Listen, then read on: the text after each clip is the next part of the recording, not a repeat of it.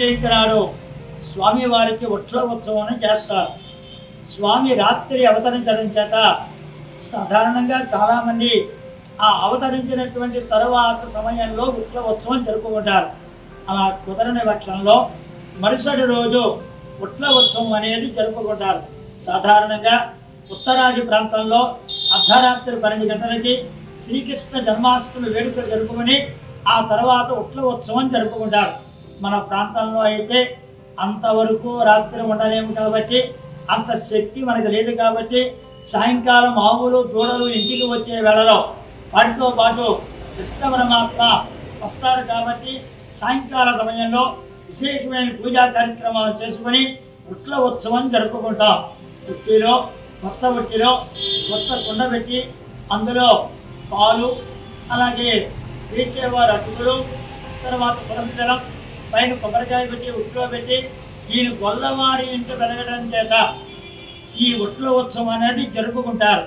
అంతేకాదు ఆ ఉట్ల ఉత్సవం జరుపుకునేటప్పుడు అక్కడ బాలకులందరూ కూడా ఆ ఉట్టిని పట్టుకోవడానికి ప్రయత్నం చేస్తారు, ఎగురుతారు.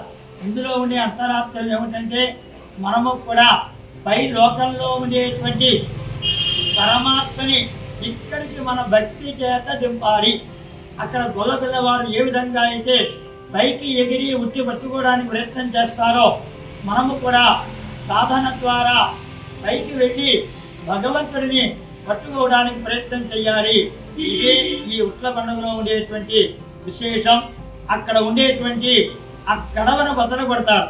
అందులో ఉండేటువంటి పాలు ఆ కుర్రవాళ్ళ మొహం మీద పడతాయి. అంటే గోవిందాభిషేకం వల్ల ఎవరికి జరిగింది?